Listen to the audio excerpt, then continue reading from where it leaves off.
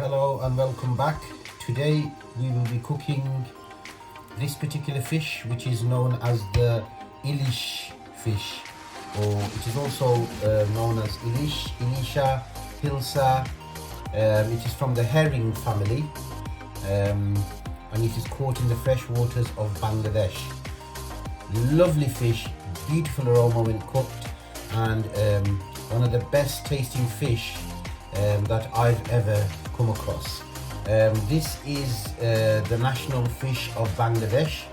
Bangladesh is very famous for its fish, and this is such a lovely eating fish.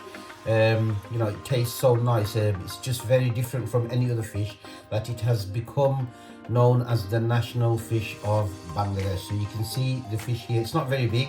This is a pretty small one actually. It's about 14 inches long. Usually they are slightly larger than this, but they are very, very expensive. They cost about £20 a kilo. So you can imagine, they do cost quite a bit. This one's about 14 inches. Anything below 9 inches is not, it's actually illegal to fish. So they have laws in place in Bangladesh where anything less than 9 inches shouldn't really be fished because it's not sustainable. This one is, however, about 14 inches, and they do grow, the ones that are larger than this would probably be about 16, 17 inches, and about they weigh up to about 3 kilos. But they are very expensive, but they are definitely worth it, people. They are one of the best tasting fishes that you will ever come across. Okay, so this is what we will be cooking today. I hope you enjoy it.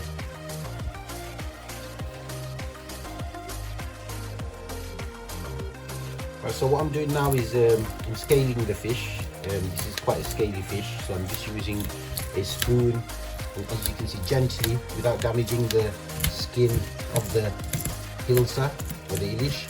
I'm just going to gently scale the fish on both sides.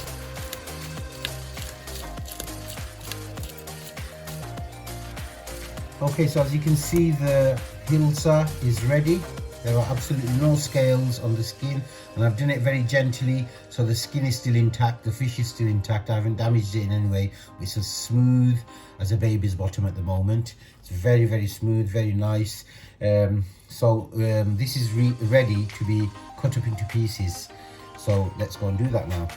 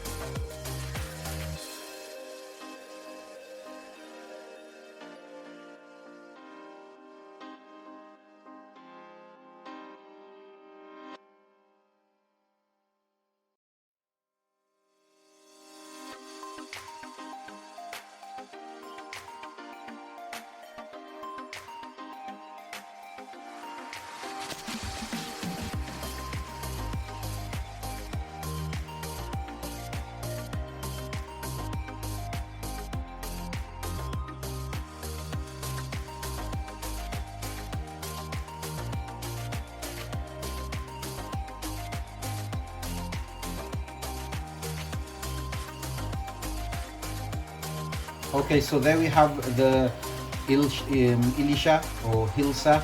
It's been cut and washed, and it's now ready to be fried. I'm going to fry the fish first before I cook it. This really is a useful technique to use. So frying the fish, especially if the fish is full of bones, what you want to do is fry the fish before you cook it. If you fry the fish, then the risk of a bone getting stuck in your throat is very less, because you know, once you fry the fish, the bones can be chewed up and eaten with the flesh of the fish. It's much more safer, and it's also very, very tasty when you fry the fish before cooking it into a curry. Okay, so just before we fry the fish, I'm going to add a little bit of spice. So I'm going to add that's about a quarter spoon of coriander powder. So I'm going to add some of that in there, and approximately half a spoon of, this is a teaspoon by the way, half a teaspoon of turmeric powder.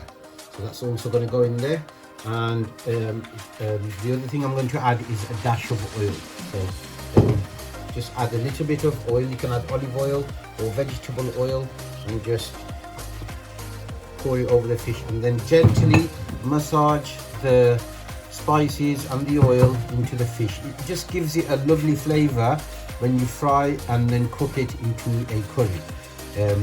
It's a really useful technique to use, especially when you're frying fish. So just add a few spices in there like turmeric and coriander, and some people like to add salt. I'm not going to add any salt because this fish is quite salty anyway, and when I cook the curry I'll be adding the salt into the curry there. Okay, so just very gently, because the fish is not as strong as it looks. You know, if you handle it poorly, it will break apart. Can you see this one here? It's just because it's not fresh. It's not a fresh fish caught from the ocean or from the river. It's a frozen one which I've purchased from one of the local Asian supermarkets. So you know, it's not a fresh fish. It's been frozen maybe for a couple of months, and hence you know, the fish is not as strong as it should be, and you have to be very gentle with it, especially when you're marinating it with the spices, making sure that it doesn't break apart. Okay, I've started frying the fish in vegetable oil. Make sure when you're frying the fish, before you put the fish into the oil is sizzling hot and it's ready for the fish. Okay, what you don't want to do is dip the fish into cold oil, because the fish will just soak up all the oil and it won't fry properly.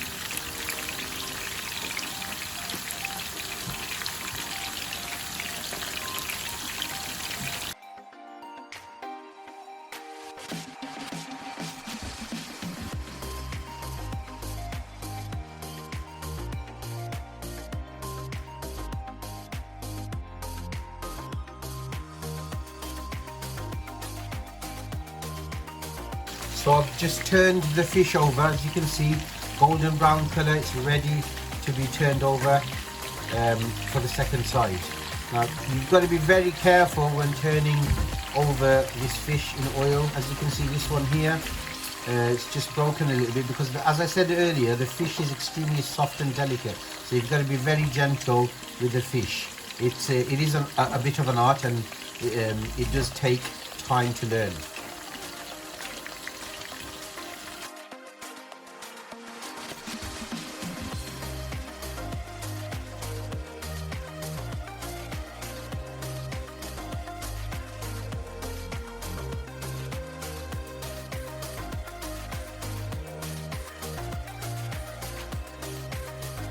As I mentioned earlier, one of the benefits of frying the fish before cooking it is that it retains its flavors as well as its shape, so it won't break apart when you're cooking it inside the curry. Don't forget, fish is very, very delicate. It's more delicate than meat.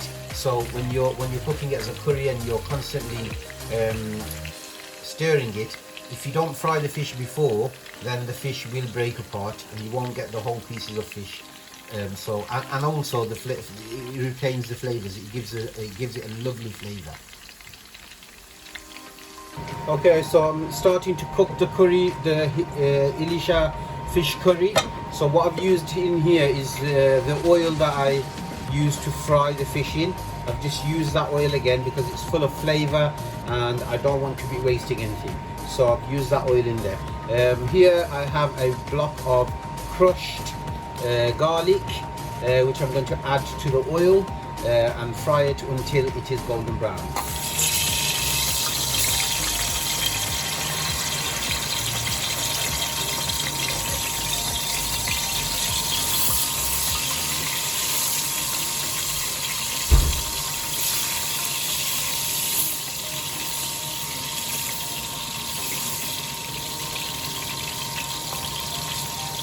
With garlic, just use as much as you like. I like a lot of garlic in my food, and it doesn't spoil the taste of the dish at all.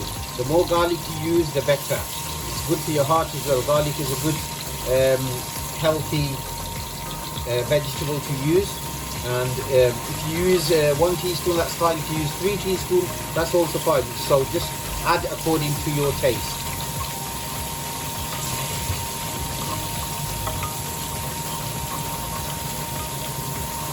That's frying up nice and lovely in there. I can see it turning golden brown slowly.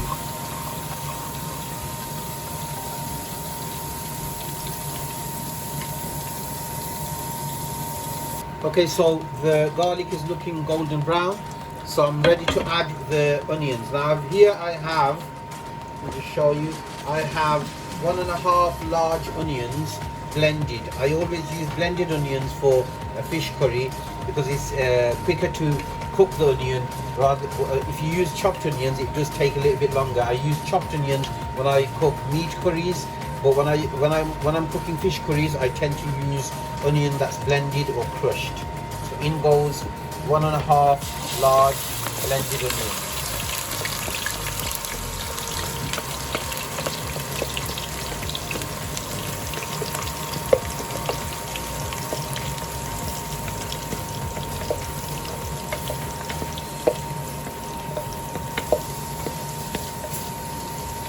Give it a little stir. You can see the pieces of garlic, golden brown colour. The oil is looking nice and golden as well, caramelized. And I'm just going to allow the onions to cook in there.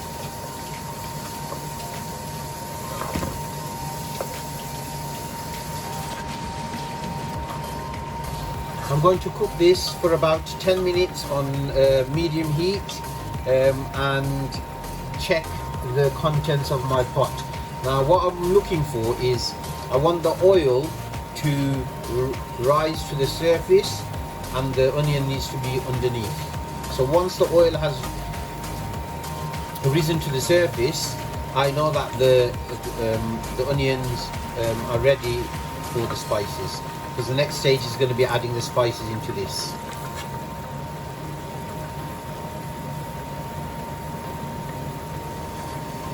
Okay, so this looks ready now for the spices to be added into it.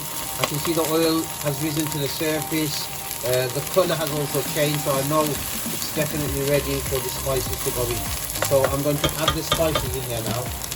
And what I've got here, I've got the spices ready to go in. What I've got here is 1 teaspoon of coriander, 1 teaspoon of curry powder, half a teaspoon of turmeric, half a teaspoon of chilli powder, and some salt. Add salt according to your taste. So that's all going to go in there and mix well.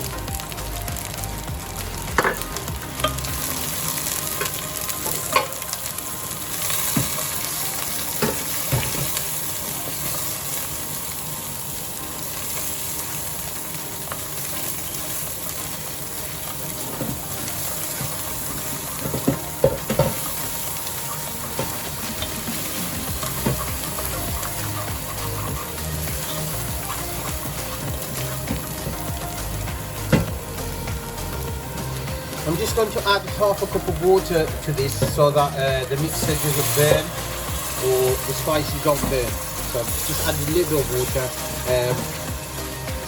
It's okay to add water as you're cooking because the water will just evaporate, so you can bring it to the right consistency. This will help the spices to cook well and infuse with the onions, but at the same time it will prevent it from burning. So these are the vegetables I'll be using in the Ilish curry. These are known as muki, Bangladeshi vegetable. Very nice to eat, especially with fish. This is what it looks like after it's peeled. So it looks a bit like a potato, but when the peel is on, it looks very different from the potato. As you can see, it grows under the ground. Now I'm going to add the vegetable into my mixture. So I'm adding the muki in there. You can see the muki has been cut up into small pieces. Looks a bit like potato, but I assure you it is not potato. It's called muki, and it's beautiful. It's got a lovely texture, and it's really nice with fish, especially this particular fish, Ilish. I'm just going to stir it into the spices and make sure it mixes well. It does take a bit of time to cook the muki. It's a bit like potato, so you're going to have to really cook it well until it is nice and soft. So I'm going to just lower the heat and cook it on low heat, allow it to cook and simmer in there.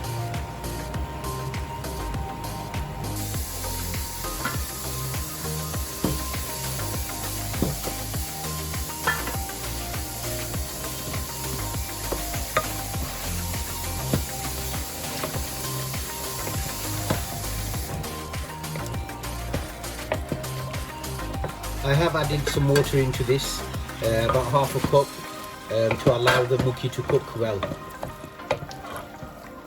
I've given it another stir, and I'm going to cover it up again and leave it for another 5 to 10 minutes. I want the muki to be cooked thoroughly.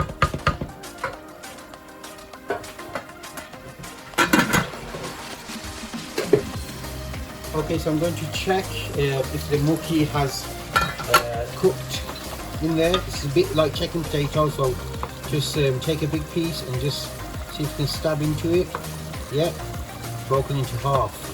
So I know that this muki is ready and it's been cooked, so I'm going to add the fish into this now.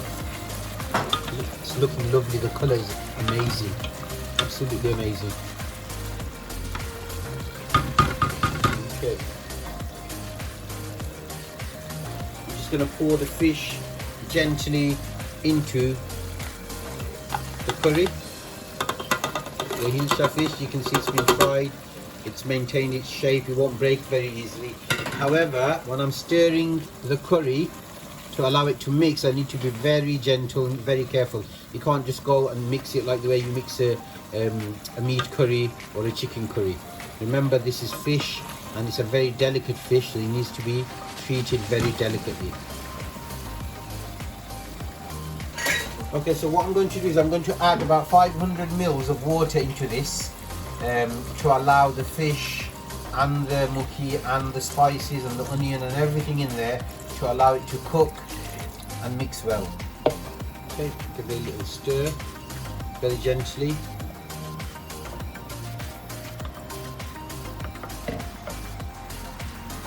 So I'm going to allow this to cook for another 5 minutes on low heat. Just going to cover this up. And there we have it, people. Ilish fish curry with muki. This can be served with plain boiled rice.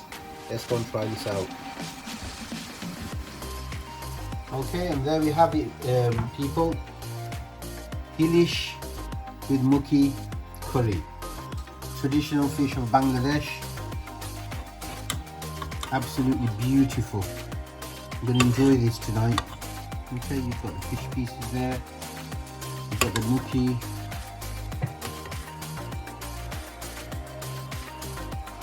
Look at that. That looks so succulent.